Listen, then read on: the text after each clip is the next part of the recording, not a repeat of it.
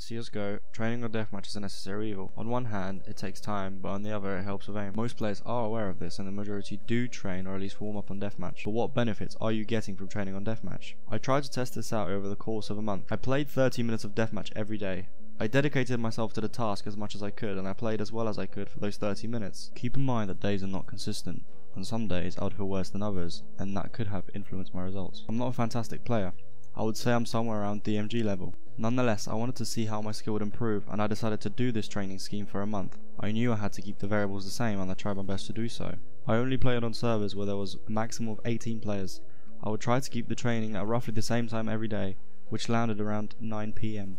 It's worth noting that I did not play any competitive matches during this month. This was done to isolate what effect the training had on my skill. Let's get into the spreadsheet and analyze the results. As you can see, during the first week, I had one bad day on Sunday. This variation did influence my results, but we cannot play at 100% skill every day. On the other hand, I also had a good day on Thursday, so I guess it evens out. The average came to 1.27, which isn't too bad. I found that I didn't notice that I was improving over the course of the week. However, plugging the numbers into the Excel spreadsheet reassured me that I was. The second week was a tough one for me. I had 2 bad days, and I felt like I was consistently playing worse than on the first week. But to my surprise, I wasn't, and the weekly average has improved. The average has risen by 2% during the first 2 weeks, a somewhat disappointing amount in my opinion. However, I am only doing 30 minutes of deathmatch. A longer time may yield better results. The third week was a very good week without horrible days where I underperformed. By the end of week 3, I have improved by 2.3% over week 1. On the last week of my experiment, I only had one bad day, Monday, which is strange for me because I always feel the best on Monday night.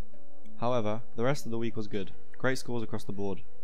The average ended up at 1.36 by the end of the experiment. Given that I started at 1.27, it is not a bad improvement from doing minimal effort training. Overall, my KD ratio improved by 4% from just doing 30 minutes of deathmatch a day.